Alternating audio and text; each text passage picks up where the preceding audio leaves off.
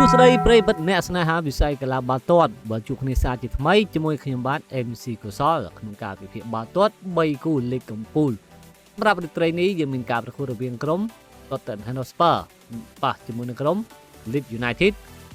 Napoli មកពីលីកអ៊ីតាលីត្រូវទទួលស្វាគមន៍ក្រុម Bologna ចំណែកឯគូនៅអេស្ប៉ាញ Rayo Vallecano ប៉ះជាមួយនឹងក្រុម Girona តោះកុំឲ្យខាត់ពេលយូរចូលទៅដល់ការវិភាគរបស់ admin តែម្ដងគូទី1ការប្រកួតរវាងក្រុម Tottenham Hotspur បាទត្រូវស្វាគមន៍ក្រុម Leeds United បច្ចុប្បន្នក្រុម Tottenham Hotspur មានលេខរៀងទី17ខណៈដែលក្រុម Leeds United មានលេខរៀងទី16ការប្រកួតប៉ះគ្នា5ប្រកួតចុងក្រោយរបស់ក្រុមទាំងពីរគឺក្រុម Spurs គឺមិនដែលចាញ់ទៅលើក្រុម Leeds United នោះទេការប្រកួតរបស់ក្រុមម្ចាស់ផ្ទះ Spurs គឺបានយកឈ្នះទៅលើក្រុមAston Villa នៅក្រៅទឹកដី2-1ចំណែកក្រុម Leeds United វិញក៏បានយកឈ្នះ3-1នៅក្នុងទឹកដីរបស់ខ្លួនជាមួយនឹងក្រុម Burnley ផងដែរបើតាមការវិភាគរបស់ admin គូទី1នេះដែរ admin គិតថាក្រុម Tottenham Hotspur នឹងយកឈ្នះទៅលើក្រុម Leeds United 2-1បើត្រូវការឈ្នះដើម្បីធានាសុវត្ថិភាពក្នុងការប្រកួតនៅលីកកំពូល Premier League បន្តទៀត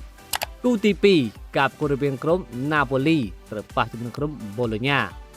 Napoli បច្ចុប្បន្នលេខរៀងទី2បាទគឺមានសមត្ថភាពដើម្បីកក់កៅអីលេង Champions League ចំណែកក្រុម Bologna លេខរៀងទី10 Napoli បាទចំនួន5ប្រកួតប៉ះគ្នាជាមួយនឹងក្រុម Bologna បាទឈ្នះ2 Bologna ឈ្នះ2និងស្មើ1ការប្រកួតចុងក្រោយរបស់ក្រុមម្ចាស់ផ្ទះ Napoli គឺស្មើជាមួយនឹងក្រុម Como ក្រៅដី0-0ចំណែកក្រុម Bologna ការប្រកួតរបស់គេបាទប៉ះជាមួយនឹងក្រុម Cagliari គឺ0-0ដូចគ្នាគូទី2នេះដែរបាទតាមការវិភាគរបស់ admin គេថាក្រុម Napoli នឹងឈ្នះទៅលើក្រុម Bologna 100% តែម្ដងសម្រាប់លទ្ធផល2-0 Napoli ត្រូវការបន្ទូដើម្បីរក្សាកៅអីលេង Champions League ដោយស្វ័យប្រវត្តិចំណែកគូទី3ចុងក្រោយវិញការប្រកួតនៅអេស្ប៉ាញរវាងក្រុម Rayo Vallecano បាទត្រូវប៉ះជាមួយនឹងក្រុម Girona ម្ចាស់ផ្ទះ Rayo Vallecano លេខ11 Girona លេខ17អត់ទាន់សមត្ថភាពទេក្នុងការប្រកួតលីកកំពូលរបស់អេស្ប៉ាញនោះ5ប្រកួតប៉ះគ្នាចុងក្រោយក្រុម Rayo Vallecano ឈ្នះ2 Girona ឈ្នះ2និងស្មើ1ការប្រកួតចុងក្រោយរបស់ក្រុមម្ចាស់ផ្ទះ Rayo Vallecano បើគឺឈ្នះទៅលើ Getafe ក្រៅដី